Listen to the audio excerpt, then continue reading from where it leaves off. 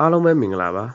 ကျွန်တော်တို့ဖုန်းအသစ်ဝယ်တာပဲဖြစ်ဖြစ်ကိုသုံးနေတဲ့ဖုန်းကိုပဲဖြစ်ဖြစ်မှန်ကောင်းမကောင်းကိုဒီလိုမျိုးနည်းနဲ့စမ်းသပ်လို့ရပါတယ်ဖုန်းအသစ်ဝယ်တာဆိုရင်လည်းမှန်ကောင်းမကောင်းဒီလိုနည်းနဲ့စမ်းသပ်ပြီးတော့ဝယ်လို့ရပါတယ်ဒီလိုစမ်းသပ်ဖို့ဆိုလို့ရှိရင်ပထမဆုံးကျွန်တော်တို့ setting ထဲဝင်ရမှာဖြစ်ပါတယ်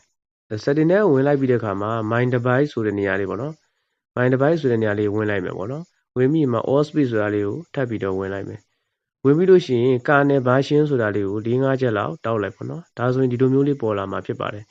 ဒီလိုမျိုးပေါ်လာလို့ရှိရင်မှန်ကောင်းမကောင်းစစ်မှာဖြစ်တဲ့ကြောင့်မလို့ test panel ဆိုတာလေးကိုနှိပ်လိုက်မှာပေါ့နော်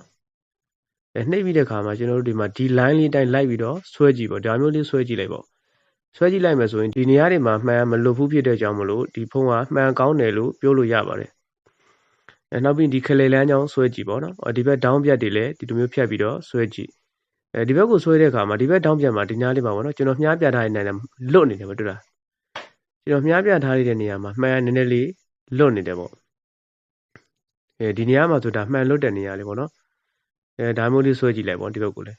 နောက်တော့ကဒီလိုမျိုးခလေချောင်းကိုဆွဲကြည့်တဲ့အခါမှာလည်းခလေချောင်းကတော့မှန်ကောင်းတယ်လို့ပြောရမှာပါဒီဘက်ကနေပြန်ပြီးတော့ဆွဲကြည့်မယ်ပေါ့နော်ဆွဲကြည့်တဲ့အခါမှာဒီဘက်ကပြန်ဆွဲကြည့်တော့ဒီဘက်ကမလွတ်ဘူးပေါ့ဒါဆိုရင်ဒီလိုမျိုးနည်းနဲ့မှန်စစ်လို့ရတယ်ပေါ့နော်နောက်တော့ကဒါမျိုးပေါ်လာလို့ရှိရင်ပေါ့ဒါမှပေါ်လာလို့ရှိရင်မှန်မျက်နှာပြင်မှာပေါ့နော်အကွဲရာတွေဘယ်လောက်ရှိလဲအပေါက်အဆက်အပြောက်တွေရှိလားဆိုတာကိုဒီလိုမျိုးနည်းနဲ့ထပ်ပြီးတော့စစ်ကြည့်လို့ရပါတယ်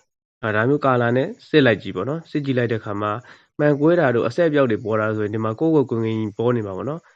ဒါဆိုဒီလိုမျိုးကြည့်လိုက်လို့ရှိရင်ဒါဆိုရင်ကောင်းတာပေါ့နော်ဒါဆိုရင်အောက်ဆုံးက OK ဆိုတာလေးကိုနှိပ်လိုက်ပေါ့ဒါဆိုရင်ဒီနေရာလေးမှာကြည့်လိုက်မယ်ဆိုရင်ကျွန်တော်တို့ test panel ပေါ့နော် screen စစ်တာလည်းအောင်မြင်သွားတယ်နောက်တော့ကကာလာပေါ့နော်ကာလာစစ်တာလည်းအောင်မြင်သွားတာကိုဒီလိုမျိုးလေးပေါ်နေမှာဖြစ်ပါတယ်အားလုံးပဲအစီအပြေကြပါစေ